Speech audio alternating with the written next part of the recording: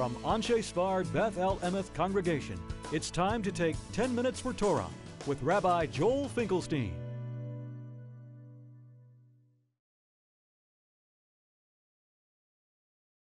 Welcome to our discussion of Parshat Va'era, the real revelation.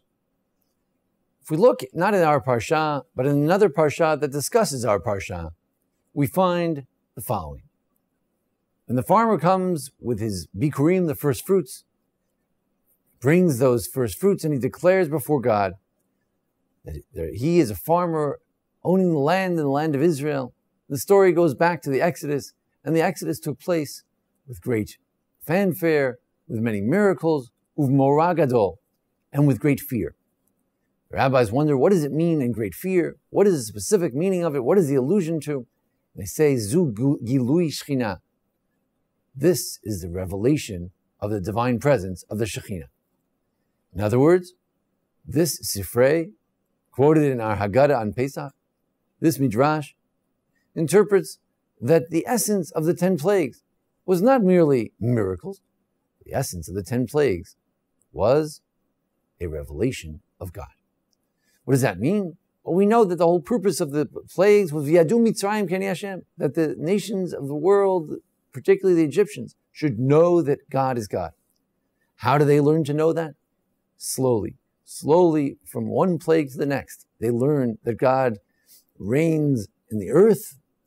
For instance, plagues that come from the earth, such as lice and things like that. He reigns in the water, as with the plague of the frogs, the plague of the blood, the dam. He reigns among the people, the final plague. He reigns among the animals, the plagues of the animals.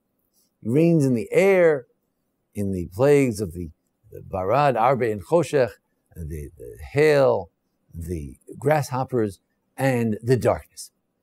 So throughout this process of the 10 plagues, they learn more and more. Yadu Mitzrayim K'nei Hashem, the Egyptians learn that God is God. And also at the beginning of this parsha, we're stated Vidatem K'nei Hashem. You will learn, the Jewish people will learn, Israel will learn that God is God, again, through this ongoing revelation. The continuing unveiling of who God is. He reigns in all of the elements. He created Yotzeret HaKol. He created absolutely everything.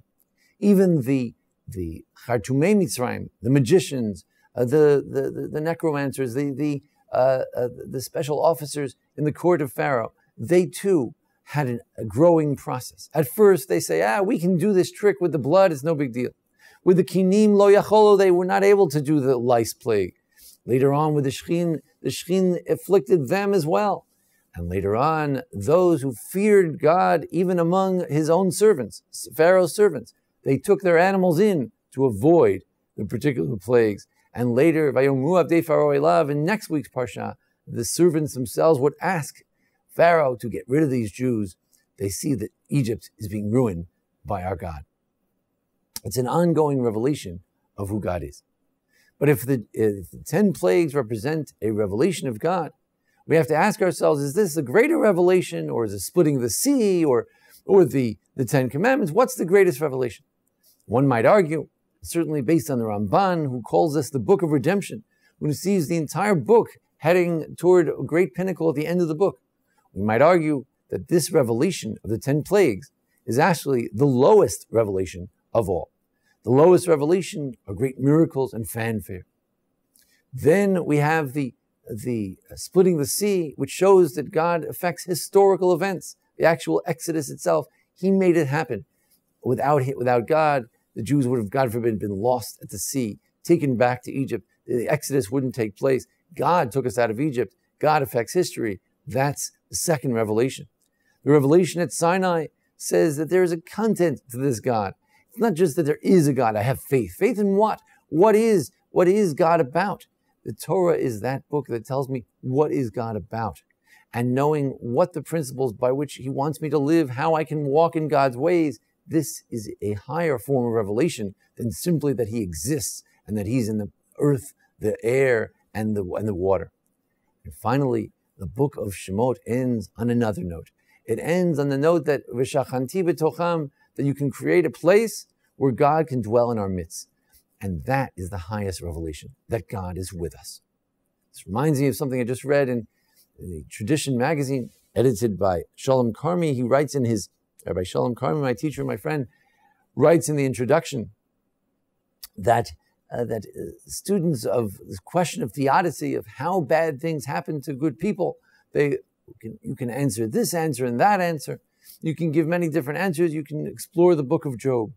But in the end of the book of Job, God comes to be with him. And that's the key.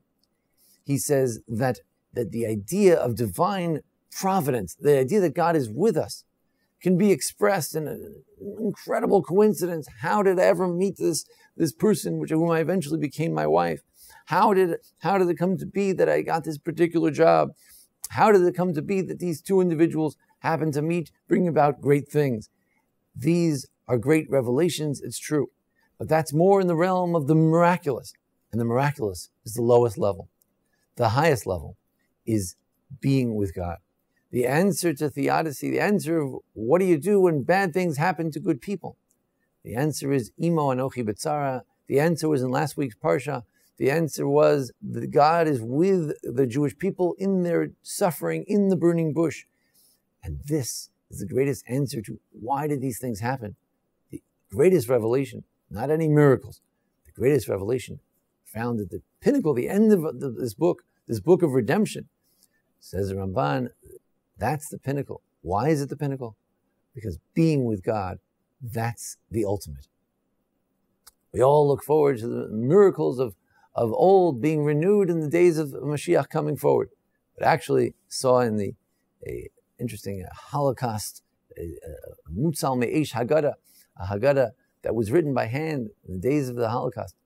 And there they said that the gematria, the numerical value of Zugilui Shechina, of that this is the revelation of God, is Mashiach. That in the days of the end of days, we'll have a true revelation of God, not only in the miraculous, which perhaps won't even take place. According to the Rambam, you can have Mashiach with redemption without miracles. We know what we're looking forward to. The goal of that God will be our God. God will be with us. And with that, we will be known, Jerusalem will be known as Hashem Shama, the place where God is.